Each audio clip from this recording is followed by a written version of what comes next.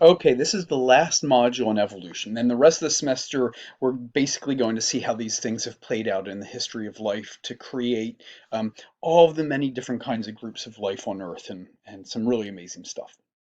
The last thing we need to talk about in order to wrap up evolution, really evolutionary biology or evolutionary theory, is speciation.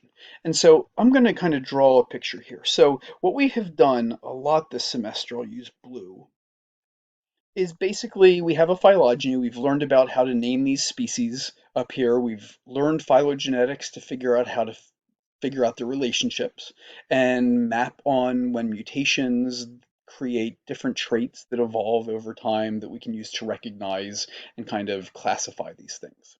Okay, and then in the last modules where we talked about natural selection and all the other Darwinian ideas and mutations and genetic drift, what we've been talking about are all the things that can cause this descent with modification through time, all of the changes that can occur and create these modifications. So not all evolutionary change has to be adaptive. Okay, if it's a synapomorphy that sticks around in all the members of a clade, it probably did evolve by natural selection, but again, you can't just claim that, you have to test that. Um, the last thing we've talked about, so now we get a sense of how evolution happens within a series of ancestors to descendants. The last thing we need to talk about is what happens right here. How does one species become two distinct lineages? And that is called speciation. So let me get rid of my marker here.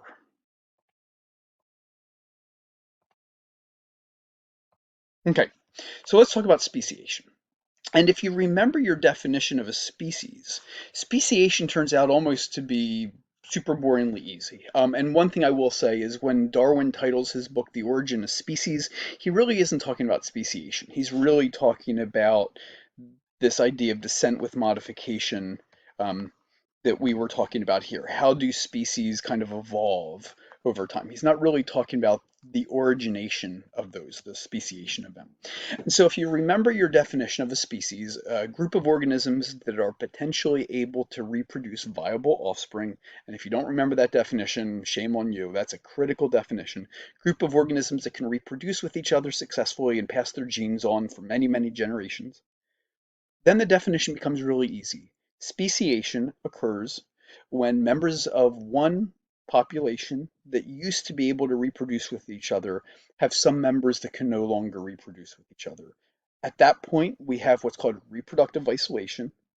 We have two populations that used to be able to reproduce are no longer able to reproduce, and therefore they're isolated. And in this context, then by definition, they're new species. If they can no longer reproduce, they might be able to hybridize, but remember, most hybrids have sterile offspring. So, according to the biological species concept, they still are different species. If they can't have grandchildren together, they're a new species. At that point, we have gone from one branch to two branches. That's as simple as it is. And in the textbook, there are three main hypotheses. At this point, theories, I think we can call them, because we know they all occur sometimes. There are three main mechanisms or theories of speciation that the textbook goes into. They're all very similar. They all end up with reproductive isolation, but how they get there is a little bit different. We're going to focus just on one, and it has three different names for the exact same concept, a little bit confusing. Allopatric, which means the same father, a reference that they're once the same. Um, Branching is usually used when we're talking about a branch on a phylogeny that branches off. So in a more phylogenetic sense, they call it branching speciation. Evolutionary biologists use allopatric speciation, and ecologists usually use the word geographic speciation. The same concept, but different adjectives to describe the idea depending on what your focus is. Is it more phylogenetic branches? Is it more geography? They all mean the same thing. And it's a three-step process. So the first is you have one population, all one species, all can reproduce with each other. They are not isolated. And something happens that causes geographic isolation. So now the population gets split into two. It could be that the environment kills off a bunch, like in this case, you have like a flooding event creates a canyon. They're now separated, or it could be some individuals migrate. Let's say they just kind of, there's a forest fire and they are forced out of this environment, go somewhere else. Okay, they could move on their own. It could be like a herd of elephants gets lost and goes off into somewhere that there are no elephants, and they kind of lose track of where they came from. Okay, either way, the first step is geographic isolation. They are now in different areas on Earth. Then we have evolution, and it doesn't matter how they evolve. It could be mutations. Inevitably, this population will have different mutations than that one, and over enough time, they could be genetically different. Or it could be genetic drift. Maybe this population is just a small member of a much bigger population, and the ones that are now over here happen to have had unusual combinations of genes, so it could be genetic drift, especially if something dramatic is responsible for dividing them, or it could be adaptive. That the environments are now slightly different diseases, slightly different predators, slightly different environmental conditions, such that this population is going to adapt in a slightly different way than the other population. It doesn't really matter. At the end of the day, there's evolution. The genes at this one are now different enough over time than this one, and then to see whether in the same species or not, we do our normal biological species concept test. Can they reproduce? If there's enough genetic change that they can no longer reproduce, they are reproductively isolated. By definition, they are now new species. Okay, it could be they're both different species than their ancestral species. If you brought them back in time, maybe they couldn't reproduce. Or it could be this one stays the original species and this one's different. Okay, I will tell you, I hate these animations. If you go to the textbooks, they always use the same examples. And here we're using pine trees. I'll tell you, pine trees are pollinated in the wind. You have something like plant sperm, it's called pollen, that blows in the wind into the cones of the female plant where the eggs are.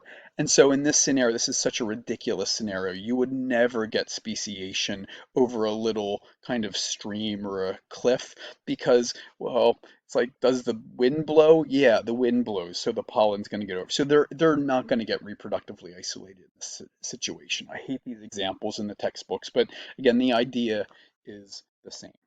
Here's another scenario, some salamanders. They live by a river. Let's say the river changes course. They're now geographically isolated. At this point, we let them evolve. And here, let's assume they're evolving. It doesn't matter how. This one is now evolutionarily different, genetically different. Can they come back together? Well, nope. If they can't reproduce, they're now reproductively isolated. We have geographic speciation or allopatric speciation or branching speciation. Again, I hate this example because if you know anything about salamanders and amphibians, they love water. And so, yay, the stream changed course. These things swim. They have no problem with moisture. So this is another terrible example. This should be like a cat, something that genuinely hates water. But again, you understand the concept here.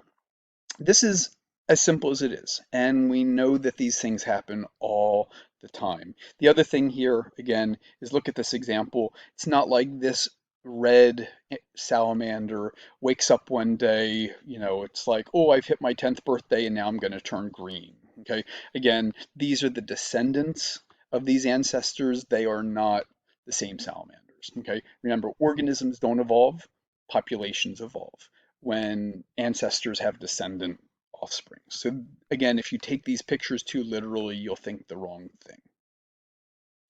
If this is true, then we can test it. This is true in all sciences. So we have a hypothesis for how speciation can happen. Well, then let's set up an experiment, see if we can do it in the lab. It's a really famous study. It was done by some geneticists who studied genes at Yale University in the 1980s. It's a classic set of studies.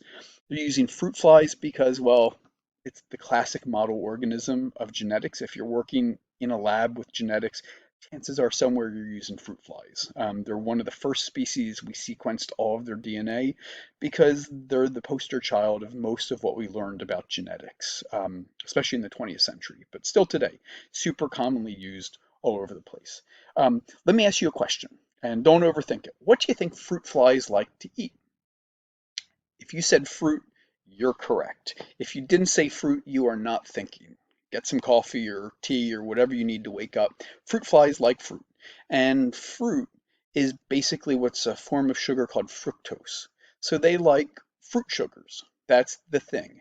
And this is a cool little thing that a lot of people forget, um, which is that your ability to convert food to energy is genetically controlled because the food molecules get broken down into smaller molecules by enzymes.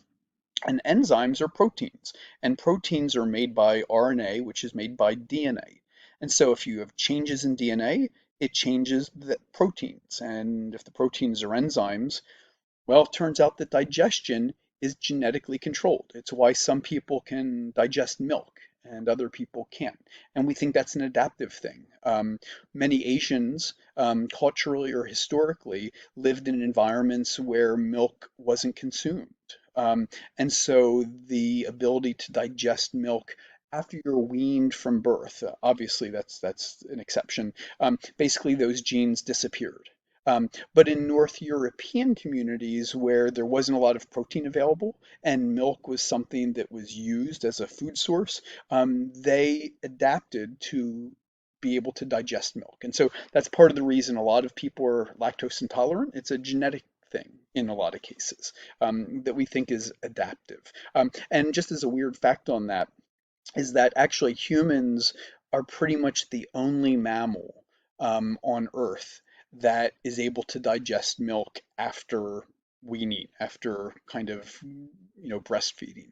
Um, that's kind of an unusual thing. Cats, dogs, they're all lactose intolerant. Once you wean in a normal mammal, and humans are not normal, you can't digest it anymore. Humans are kind of an exception in that case. Also, many of African ancestry also, which we technically all do, but some more recently than others. There also milk was and still is a really important food source. And again, people of African ancestry also tend to have very good abilities to digest milk. You can also look at this in terms of cultures that do cheese. Asians aren't really a cheese world, but Europeans and Africans and Middle East and Mediterranean communities historically, a lot of cheese in those environments. Anyway, we're getting off topic. You get me talking about food, I get excited. So here we're going to do an experiment, see if we can make new species of fruit flies, in essence, in a laboratory. And because we're doing fruit flies reproduce in about a week. And here they're going to use natural selection because in natural selection, we can predict the outcome. If we want species to evolve in a way we want them to evolve, it's going to be selection. Arguably, this is mimicking natural selection, but in a way you could argue it's human selection because the scientists are basically forcing the evolution according to the way they want it to go. So here we're going to put them in a world not with fruit, but with food sugars that are not really digestible, okay, because they haven't evolved in a world where this fruit was very common, and so they just never adapted the enzymes to do it. But because all sugars are kind of variations on the same sugar, they can still do that. So this is a world of starch. Think of potatoes and pasta and rice. That's not something fruit flies are attracted to. It's a complicated sugar. But again, if that's all you get, you might be able to adapt to digest it. Maltose is a weird sugar. It's in malt balls, but it's also the beer based sugar. It's kind of somewhat sweet, but again, fruit flies aren't attracted to beer or liquor. So they have them in these environments, and this is a very strict selective advantage. If there's any variation to digest it, they will survive and reproduce. Might be hungry, but they'll survive. And the ones that don't have the genetic variation to digest it will simply starve and die. And so over many generations, and in this took about a semester, it was pretty quick, they did adapt. Now the flies didn't change color. Um, this is just representing that this population are the descendants of the ancestors that had some ability to digest maltose to survive. These ones are now offspring, so they're all adapted. Same thing over here, adapted to starch. Took about a semester to do it because these reproduce quickly and there's a very high selective advantage. In this case, if you can't survive, you're dead. If you have some ability, you're definitely going to survive. And then we can see if they are reproductively isolated by putting them back together. And in the experiment, they put them back together, and the ones that were adapted to maltose wanted to only reproduce with the other ones that adapted to maltose, and vice versa with the starch. Now, I will tell you, fruit flies are weird. They're very picky in how they do mates. They pick mates based on dance. And so really here, it's not like they're looking at who can you digest in order to mate. It's probably also that in this process there were some changes in their dancing behavior that was used for mating, such that they don't recognize each other's dances anymore. So we can do an experiment to test that this actually happens.